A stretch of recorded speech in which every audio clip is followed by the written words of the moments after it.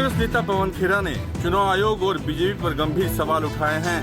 पवन खेरा ने कहा कि राहुल गांधी ने जब 7 तारीख को प्रेस कॉन्फ्रेंस की तो उसी दिन उनको नोटिस मिल गया, लेकिन अनुराग ठाकुर ने जब प्रेस कॉन्फ्रेंस की और 6 संसदीय क्षेत्र का जिक्र किया तो उनको 24 घंटे के बाद भी कोई नोटिस नहीं मिला।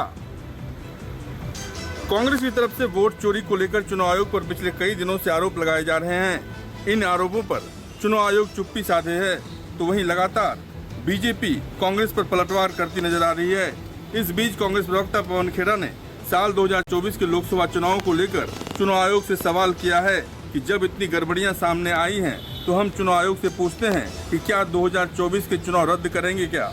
इसके साथ ही चुनाव आयोग वाराणसी की वोटर लिस्ट कांग्रेस को देने की बात कही है। पवन खेरा ने चुनाव आयोग पर चुनाव में धांधली के आरोप लगाए हैं। उन्होंने कहा कि चुनाव आयोग कई चेहरे लगा रहा है, नाम एक हैं तो वही चेहरे अनेक हैं। उन्होंने कहा कि 7 अगस्त को राहुल गांधी ने प्रेस कॉन्फ्रेंस की और भारत की राजनीति में भूचाल आ गया। इसके कारण ही सत्ता में बैठी सरकार घबरा रही है। पवन खेरा ने मांग की है कि हमारी मांग है कि तुरंत वह आंकड़े हमें दे दिए जाएं, जिसमें वाराणसी के बारे में पूरी डिटेल हो। रमन कुमार, दिल्ली, न्यूज़ 24। 21 अगस्त एनडीए के लिए उपराष्ट्रपति चुनाव के लिहाज से बड़ा दिन साबित होने वाला है। इसी दिन एनडीए का उपराष्ट्रपति पद का उम्मीदवार अपना नामांकन दाखिल करेगा और एक मैसेज देने का प्रयास करेगा कि एनडीए में सब कुछ ठीक है, सब साथ साथ हैं। जगदीप धनखड़ के इस्तीफे के बाद उपराष्ट्रपति चुनाव केवल संवैधानिक प्रक्रिया नहीं बल्कि एनडीए के लिए राजनीतिक ताकत दिखाने का मंच बन गया है। सूत्रों के मुताबिक 19-20 अगस्त को PM Modi, Amit Shah, JP Nadda NDA नेताओं के साथ बैठक करेंगे और उपराष्ट्रपति पद के उम्मीदवार के नाम पर अंतिम मुहर लगेगी। साथ ही इस बैठक के जरिए ये प्रयास किया जाएगा कि सहयोगी दलों को साथ रखने का एक मैसेज भी जाए, संसद में शक्ति संतुलन का संदेश भी जाए, विपक्षी एकता को चुनौती भी दी जाए। इतिहास बताता है कि 1969 में कांग्रेस की गुटबाजी, 2007 में यूपीए की एकता और 2017 में उपराष्ट्रपति चुनाव में एनडीए की धमाकेदार जीत। जब भी उपराष्ट्रपति चुनाव पर चर्चा होती है तो इन चारों तारीखों को याद किया जाता है।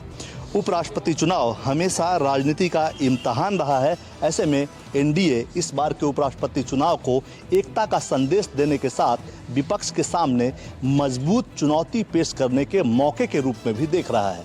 कैमरामैन रफीक के साथ कुमार गौरव, न्यूज़ 24 दिल्ली। केंद्रीय चुनाव आयोग ने पश्चिम बंगाल के मुख्य सचिव मनोज पंत को दिल्ली में तलब किया और अपने आदेश का पालन कराने के लिए एक नई तारीख 21 अगस्त को दी है। इस सप्ताह के शुरू में राज्य सरकार द्वारा भारत निर्वाचन आयोग को सूचित किए जाने के बाद वह 4 चुनाव अधिकारियों को निलंबित करने के आयोग के आदेश का फिलहाल पालन नहीं करेगी। आयोग ने मंगलवार को पंत को शाम 5 बजे नई दिल्ली स्थित मुख्यालय में तलब किया। उस बैठक में आयोग के अधिकारियों ने स्पष्ट किया कि 4 चुनाव अधिकारियों के निलंबन का निर्णय अंतिम है और इस पर कोई पुनर्विचार नहीं किया जाएगा। इसके बाद आयोग ने इन 4 चुनाव अधिकारियों के निलंबन की प्रक्रिया पूरी करने के लिए 21 अगस्त की नई और अंतिम समय सीमा तय की है। अब यह देखना है कि इस मामले में मुख्य सचिव पंत से रिपोर्ट मिलने के बाद पश्चिम बंगाल के मुख्यमंत्री ममता बनर्जी क्या प्रतिक्रिया देती हैं। आपको बता दें कि जिस तरीके से बिहार एसआईआर पर इतना विवाद हुआ, पश्चिम बंगाल में जब एसआईआर शुरू होगी तो ऐसा लगता है कि वहाँ भी काफ़ी मुश्किलों का सामना करना पड़ेगा चुनाव आयोग का, क्योंकि अभी से भी ऐसे संकेत दिख रहे हैं कि राज्य सरकार और चुनाव आयोग में टकराहट होनी है। शानदेव, न्यूज़ 24 दिल्ली। कबूतर खाना विवाद में अब महाराष्ट्र नवनिर्माण सेना प्रमुख राज ठाकरे की भी एंट्री हो गई है। राज ठाकरे ने कहा है कि बॉम्बे हाईकोर्ट का जो भी फैसला होगा सभी को मानना चाहिए।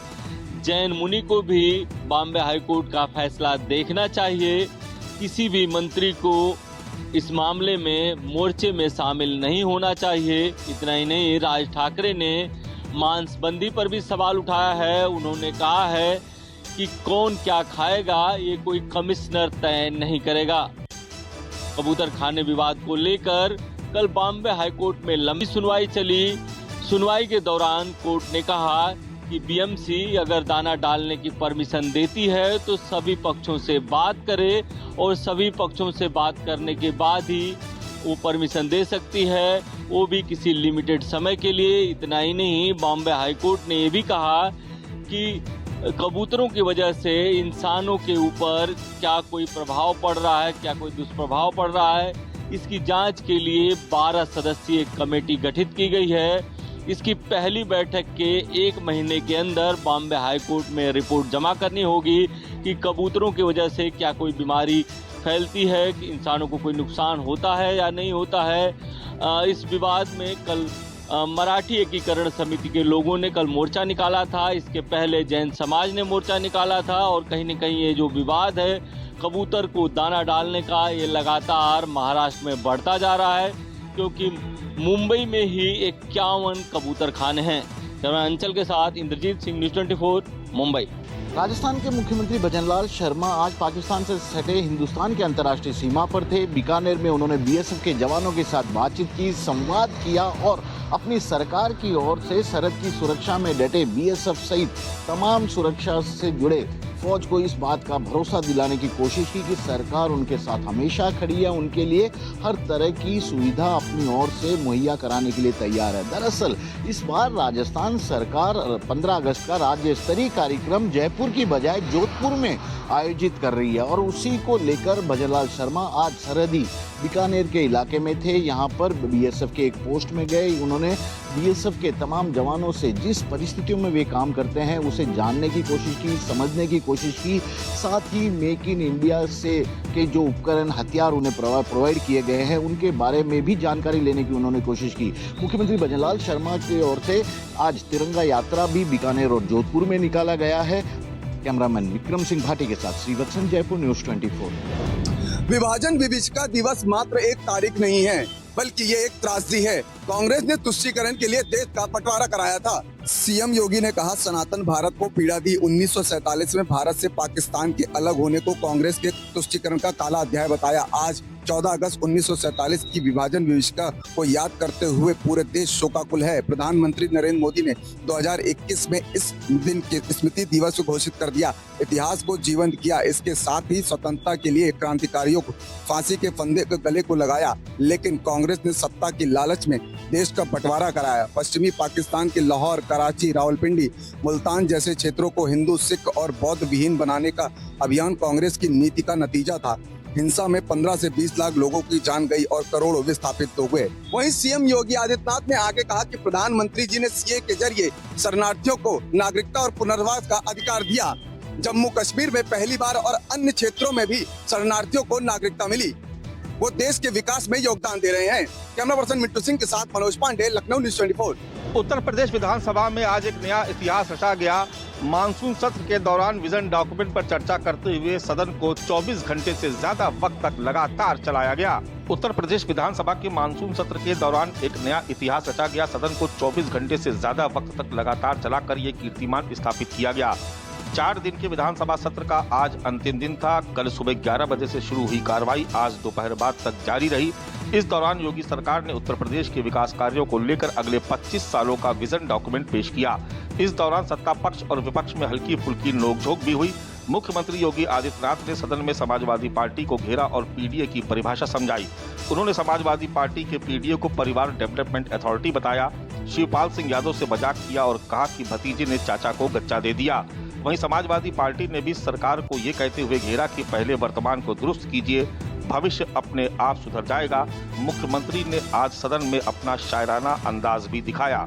कैमरा पर्सन धर्मेंद्र कुमार साहू के साथ मानव श्रीवास्तव, लखनऊ, न्यूज़ 24। झीलों के शहर भोपाल में देशभक्ति का एक अद्भुत नजारा देखने को मिला। बड़े तालाब की ये तस्वीरें देखिए, यहाँ पर बड़ी संख्या में तिरंगा लेकर 50 से ज्यादा बोट और 100 से ज्यादा स्पोर्ट्स खिलाड़ी यहाँ पर मौजूद नजर आ रहे हैं। तिरंगा लहराता हुआ दिख रहा है। मुख्यमंत्री मोहन यादव के साथ मध्य प्रदेश सरकार के मंत्री कैलाश सारंग और साथ ही यहाँ पर मौजूद रहे बीजेपी के प्रदेश अध्यक्ष। लेकिन मुख्यमंत्री ने यहाँ पर इस कार्यक्रम की शुरुआत की। दरअसल बीजेपी इस वक्त मध्य प्रदेश में घर घर तिरंगा यात्रा निकाल रही है। यहाँ पर देखिए तो बड़ी संख्या में आपको तिरंगा लहराता हुआ नजर आ रहा है। मुख्यमंत्री मोहन यादव ने भी कहा है, देशभक्ति की अपील की है, युवाओं से अपील की है कि वो तिरंगा यात्रा में शामिल हो और देश के लिए समर्पित हो। मध्य प्रदेश की राजधानी भोपाल के बड़े तालाब में भी इसी तरह बोट के जरिए तिरंगा यात्रा निकाली गई। कैमरा पर्सन कमलेश व्यास के साथ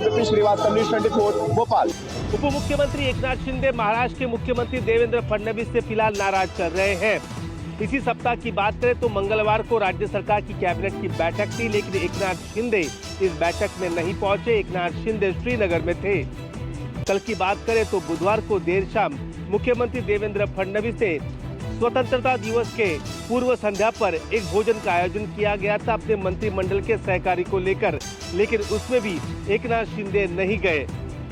एकनाथ शिंदे आज मुंबई पहुंचे और एक कार्यक्रम में जरूर हिस्सा लिया, लेकिन सामना अखबार में बताया गया है कि एकनाथ शिंदे नाराजगी के ब्रांड एम्बेसडर है।